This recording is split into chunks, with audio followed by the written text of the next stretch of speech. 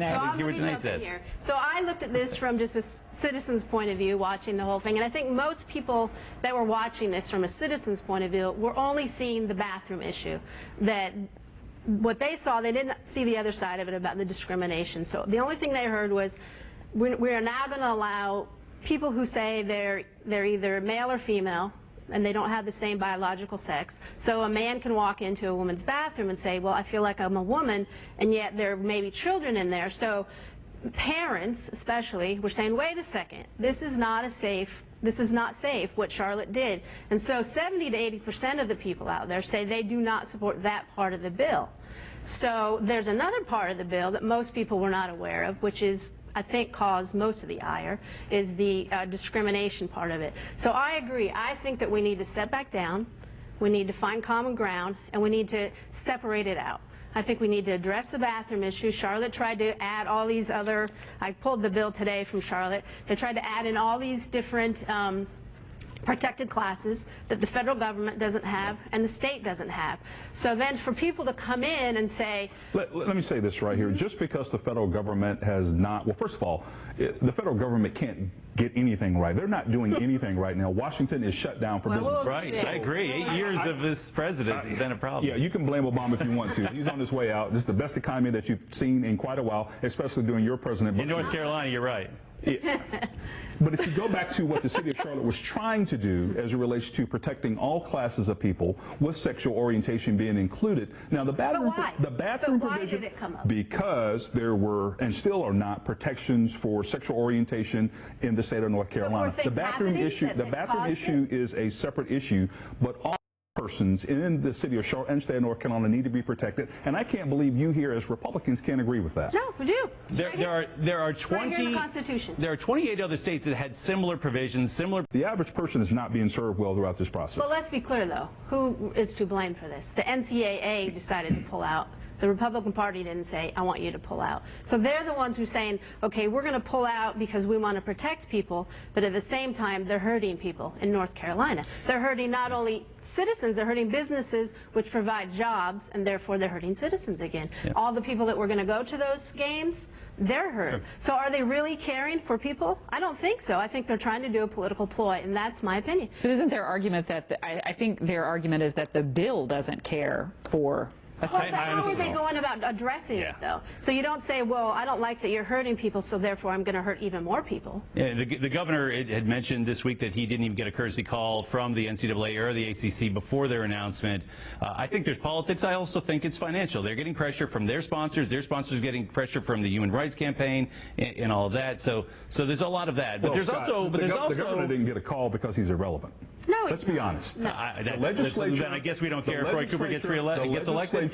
Oh, absolutely we care, and which is the reason why he's going to get elected. But let me share with you, and you know this from the short time that you've been in the legislature, the Speaker of the House and the President Pro Tem of the Senate do not collaborate collectively with the governor, nor do they listen to him. So right now, I disagree. Governor McCrory, he has 1 foot out the door. He is gone. That's your opinion. I disagree with you 100%. We'll see in November. Well, I disagree with everything you said. I'm sure you would. But I do want to say this, though. There has been a lot of hypocrisy with the companies, some of the companies that pulled out and so forth. You look at the NBA. The NBA, that was all. And I know sitting in the legislature that last week, we were looking at some things. We had heard some things from the NBA. We thought that they were on board with certain things, and all of a sudden the rug was pulled out from under us, which we know was partly Roy Cooper's doing as well.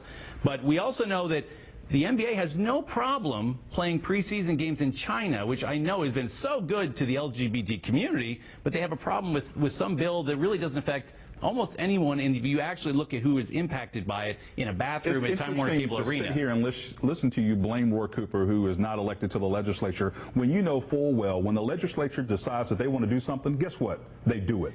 They wanted to pass the alternative bill that was floating around the legislature. They could have done it, but they didn't want to do it. And now they are suffering from a lack of leadership. First of all, that's false, because what happened was, and I was in the room when there was discussions. There was no decisions being made.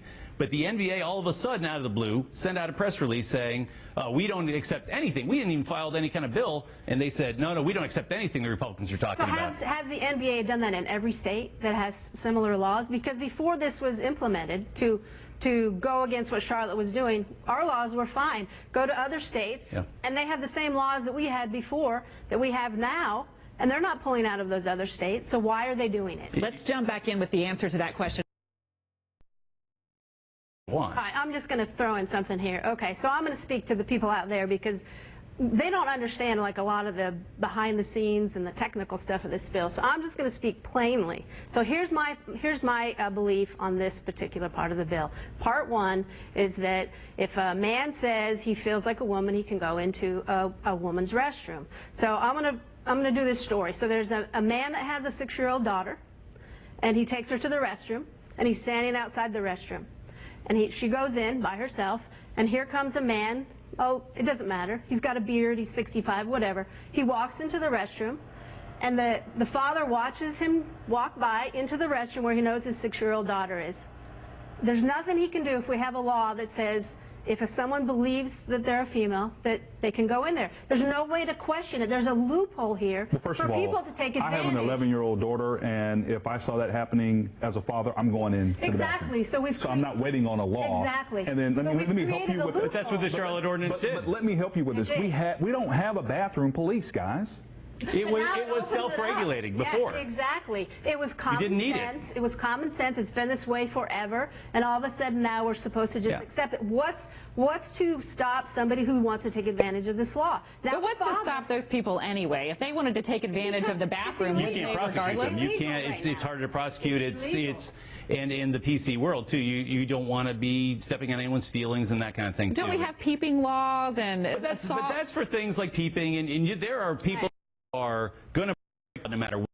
That's not what this is. This is people who just get to choose whichever one they Right. decide. But this goes to show you how ridiculous this argument is. Of course. Because at the end of the day, people are not going to work because of an ordinance and because of House Bill 2. We as leaders, elected leaders, should take responsibility. There's enough blame to go around, but we should take responsibility and find a solution and allow people to go back to work. Exactly. And I'm willing to help lead that fight. I would welcome the mayor and having her engagement in this process because I think that's what it's going to take. Right, and we have to separate the two issues out. I believe that we have to separate those two issues out of the bill because 70% of the people are for the first part that says we don't want people going into other bathrooms where their gender is not biologically, that.